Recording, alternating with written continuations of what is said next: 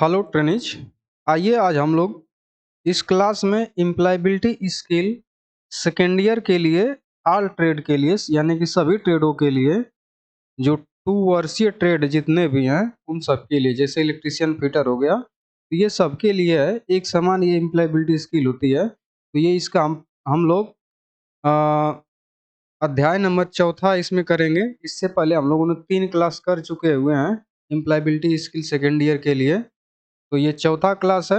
और जो ये 3 क्लास जो बीत चुके हैं उसको देखने के लिए आप जाएंगे प्लेलिस्ट में, सब वीडियो पड़ी हुई हैं, वहां से देख करके अपनी जानकारी को बढ़ा करके सीबीटी एग्जाम देने जाएंगे। तो ये देखिए चौथा जो चैप्टर है ये है इंटरप्रेन्योरशिप स्किल यानी कि उद्यमिता कौशल। और ये चैप्टर क्लास नंबर 4A और क्लास नंबर 4B में बटा रहेगा। तो आइए हम लोग यहाँ पे क्वेश्चन देखते हैं। क्वेश्चन है, an important aspect of being a successful entrepreneur is, यानी कि एक सफल उद्यमी होने का एक महत्वपूर्ण पहलू है। क्या महत्वपूर्ण पहलू है? तो हैविंग एन इंटरप्रेन्योर माइंडसेट, यानी कि एक उद्यमी मानसिकता रखता हो। तो ये सही है, एक उद्यमी मानसिकता रखेंगे तभी आप एक उद्यमी बन सकते हैं। तो इसलिए इसका सही ऑप्शन ए हो जाएगा।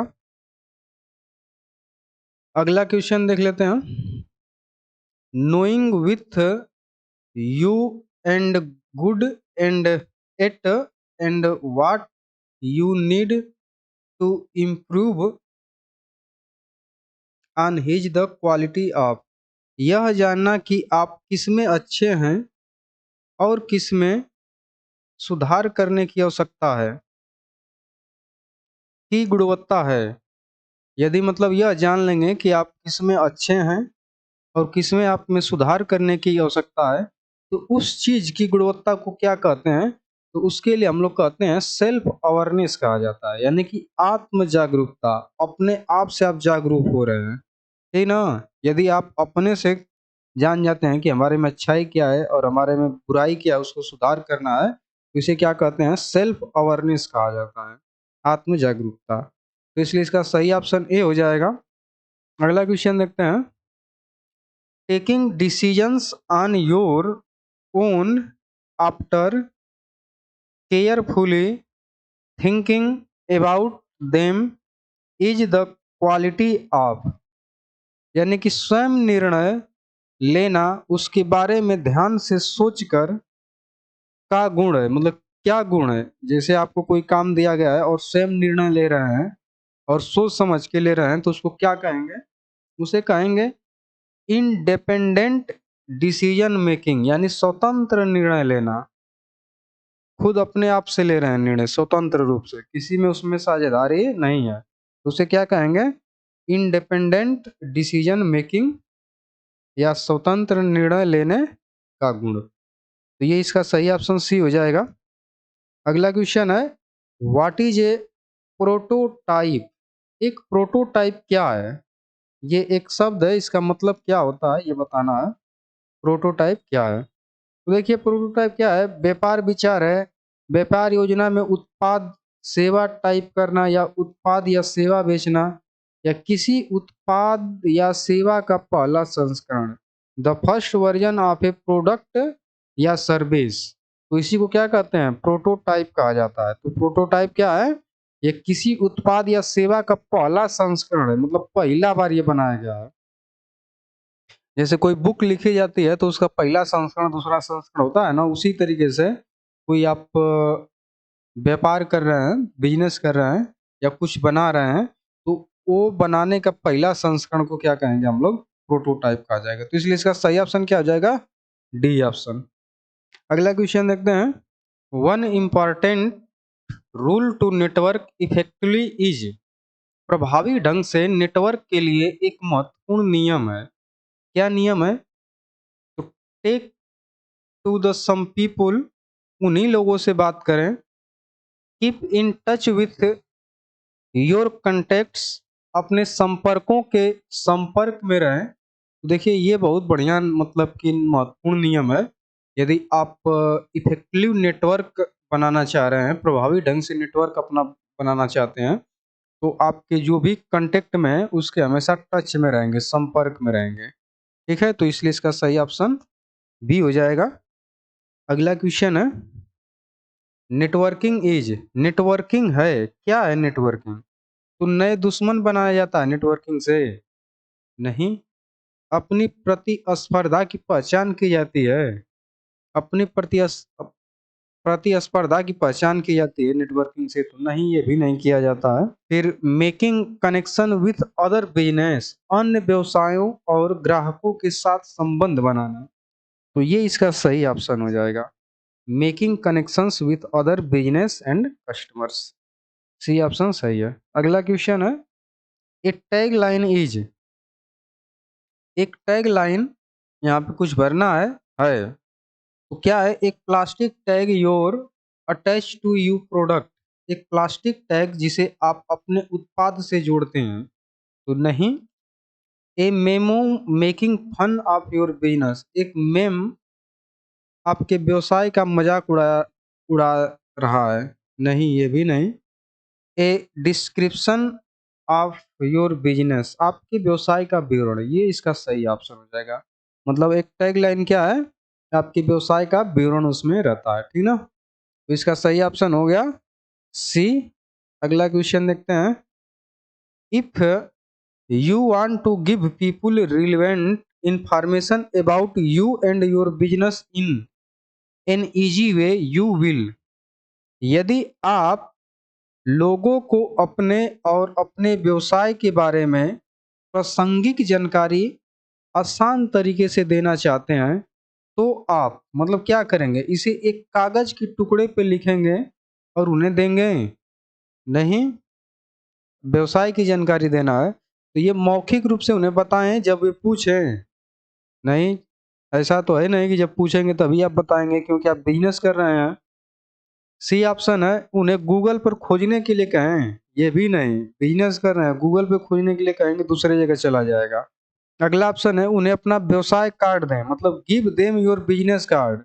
वो मांगे ना मांगे, आप क्या कहेंगे? पूछे ना पूछे, आप उसको अपना बिजनेस कार्ड दे देंगे, ठीक ना? उन्हें अपना बिजनेस कार्ड दें, तो इसलिए इसका सही ऑप्शन क्या हो जाएगा? D option.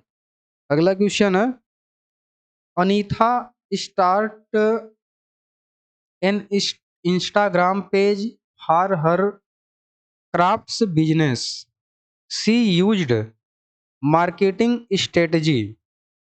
मतलब अनीता जो है, यहाँ पे देखते हैं हिंदी, अनीता ने अपने शिल्प व्यवसाय के लिए एक इंस्टाग्राम पेज शुरू किया है। उसने मार्केटिंग रणनीति का इस्तेमाल किया है। किस मार्केटिंग रणनीति का इस्तेमाल किया है? तो जो इंस्टाग्राम होता है ये ऑनलाइन होता है, नेट से मोबाइल पे चलाया जाता है, तो ये ऑनलाइन मार्केटिंग का सहारा लिया है अनीता, ठीक ना, अपने बिजनेस को बढ़ाने के लिए। तो इसलिए इसका सही ऑप्शन क्या हो जाएगा? ए ऑप्शन सही हो जाएगा। अगला क्वेश्चन है, ह्यूमन रिसोर्सेस आर, मानव संसाधन है, मानव संसाधन है, क्या है मानव संसाधन? योर नेबर नेबर्स, आपके पड़ोसी, या बी ऑप्शन है, your staff implies and other helpers, आपके कर्मचारी और अन्य सहायक। तो ये इसके सही ऑप्शन है, यानी कि आपके स्टाफ, आपके एम्प्लाई और अदर जो हेल्पर हैं वो सब ह्यूमन रिसोर्सेस में आएंगे। तो इसलिए इसका सही ऑप्शन क्या हो जाएगा? बी ऑप्शन सही हो जाएगा, ह्यूमन रिसोर्सेस। अगला क्वेश्चन है, which of the following is not A resources, which of the following is not A resources. देखिए कच्चा माल रिसोर्सेज है, तो ये ऑप्शन इसमें सही नहीं होगा, क्योंकि इसमें पूछा है संसाधन नहीं है। तो कच्चा माल जो होता है वो रिसोर्सेस में आता है। कस्टमर डाटाबेस ये भी आता है। प्रॉफिट अर्न ये भी आता है रिसोर्सेस में। लेकिन योर बेड, आपका बेड बिस्तर घर पे पड़ा हुआ है, तो ये रिसोर्सेस में नहीं आएगा आपके बिजनेस में। तो इसलिए इसका सही ऑप्शन क्या हो जाएगा? डी ऑप्शन सही हो जाएगा। अगला क्वेश्चन देखते हैं, अगला क्वेश्चन है, when you have confident in your own abilities and trust in your selfs you have. जब आपको अपनी क्षमताओं पर भरोसा होता है और खुद पर भरोसा होता है तो आपके पास होता है, क्या होता है? ओपन माइंडनेस होता है, प्रोएक्टिवनेस होता है यानी कि सक्रियता होती है, या बिलीव इन योर सेल्फ, अपने आप में विश्वास करते हैं। तो क्या करते हैं? अपने आप में विश्वास करते हैं। बिलीव इन योर सेल्फ, अपने आप में विश्वास। तो इसलिए इसका सही ऑप्शन क्या हो जाएगा? सी हो जाएगा। अगला क्वेश्चन देखते हैं, you are a life long learner if you, यानी कि आप आजीवन सीखने वाले हैं यदि आप गेट ए पीएचडी, एक पीएचडी प्राप्त कर लेंगे तो आप आजीवन सीखने वाले बन जाएंगे? नहीं। Make a lot of money, बहुत पैसा कमा लेंगे तो आजीवन सीखने वाले बनेंगे? नहीं। Live live for a long time, यानी कि लंबे समय तक रहते हैं? नहीं, ये भी नहीं। Keep growing and adding to your knowledge, यानी कि बढ़ते रहें और अपने ज्ञान को जोड़ते रहें, तब आप आजीवन सीखने वाले बन सकते हैं। तो इसलिए इसका सही ऑप्शन क्या हो जाएगा? डी ऑप्शन सही हो जाएगा। अगला क्वेश्चन है, one of the benefits of being a life long learner is, यानी कि आजीवन शिक्षार्थी होने के लाभों में से एक है। क्या लाभ है आजीवन यदि शिक्षार्थी रहेंगे तो? यानी कि becoming a better decision maker, एक बेहतर निर्णय निर्माता बन जाएंगे। एकदम सही है, एक बेहतर निर्णय निर्माता बन जाएंगे। प्रसिद्ध हो रहे हैं या बहुत सारे दोस्त बनाना या शारीरिक रूप से फिट रहना, यह सब इसके गलत ऑप्शन है। ठीक है, तो इसलिए इसका सही ऑप्शन ए हो जाएगा। अगला क्वेश्चन है, A written description of duties and responsibilities to be carried out in a job is called. नौकरी में किए जाने वाले कर्तव्यों और जिम्मेदारियों का लिखित विवरण कहलाता है। क्या कहलाता है? लिखित विवरण। जॉब डिस्क्रिप्शन, बायोडाटा, सीवी या जॉब एप्लीकेशन। तो जॉब एप्लीकेशन इसका सही ऑप्शन हो जाएगा। अगला क्वेश्चन देखते हैं, curriculum vitae is also known as, curriculum vitae को के रूप में भी जाना जाता है। किस रूप में जाना जाता है? यानी कि सीवी को किस रूप में जाना जाता है? उस सीवी को हम लोग रिज्यूम से के नाम से भी जानते हैं। किस नाम से? रिज्यूम नाम से। ठीक ना। करिकुलम बीटा मतलब कि बायोडाटा होता है इसका हिंदी में, तो ये रिज्यूम होता है। रिज्यूम मतलब क्या होता है?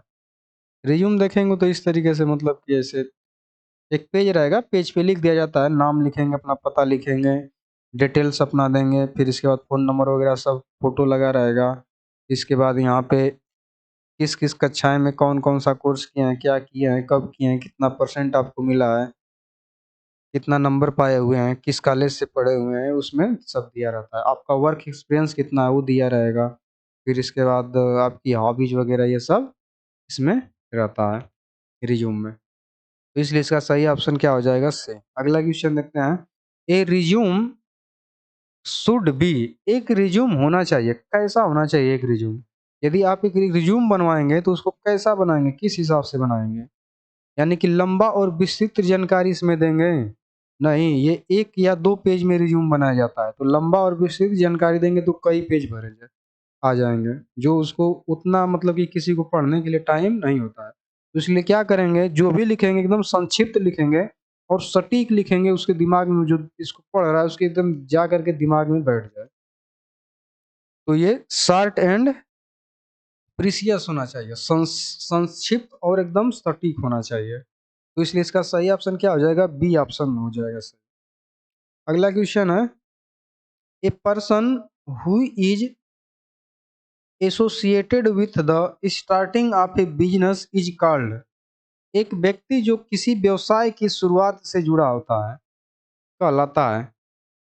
मतलब एक व्यक्ति है, कोई व्यवसाय यहाँ पे खोला गया और वो व्यक्ति जो यहाँ पे था वो पहले से ही जुड़ा हुआ है, ठीक ना, एकदम शुरुआत से ही। तो उसे क्या कहेंगे?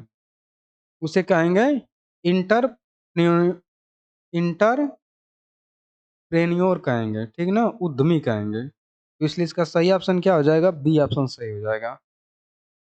अगला क्वेश्चन है, entrepreneurship is also termed as.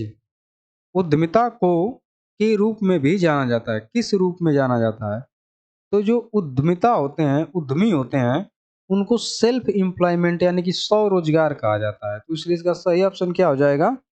C option इसका सही हो जाएगा। अगला क्वेश्चन है, which is not a inter entrepreneurial mindset. कौन सा एक उद्यमी दिमाग नहीं है? मतलब इसमें से कौन सा एक उद्यमी का दिमाग नहीं है? यानी टेकिंग नो रिस्क, जोखिम नहीं लेना, ये एकदम पहला उद्यमी का अ, होता है। यानी कि वो जोखिम लेने के लिए हमेशा तैयार रहता है। टेकिंग नो रिस्क नहीं, टेकिंग रिस्क, हमेशा तैयार रहता है। तो इसलिए तो सही ऑप्शन होगा नहीं।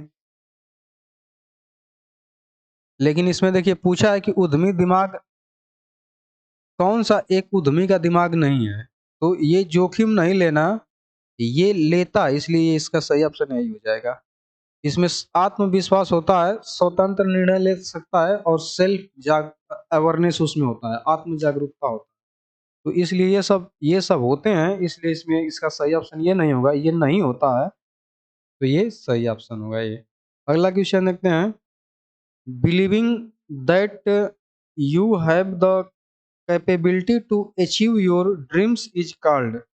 यह विश्वास करना कि आपके पास अपने सपनों को प्राप्त करने की क्षमता है कहा जाता है। क्या कहा जाता है? यह विश्वास करना कि आपके पास अपने सपनों को प्राप्त करने की क्षमता है, क्या कहा जाएगा? आत्मविश्वास कहा जाएगा, सेल्फ बिलीव। मतलब इतना आपके अंदर विश्वास है कि आप अपने सपनों को प्राप्त करने के लिए आपके पास वो क्षमता है। तो उसे क्या कहेंगे? सेल्फ बिलीव, आत्मविश्वास कहा जाता है उसको। इसलिए इसका सही ऑप्शन सी हो जाएगा। अगला क्वेश्चन देख लेते हैं अब। ठीक है, देखिए आज के लिए इतना ही रहेगा। अब अगले नेक्स्ट क्लास में हम लोग क्या पढ़ेंगे? यही इंटरप्रेन्योरशिप स्किल, उद्यमिता कौशल का कुछ क्वेश्चन हम लोग क्लास नंबर 4B में करेंगे। ठीक है, तो ये आज के लिए अभी इतना ही। धन्यवाद।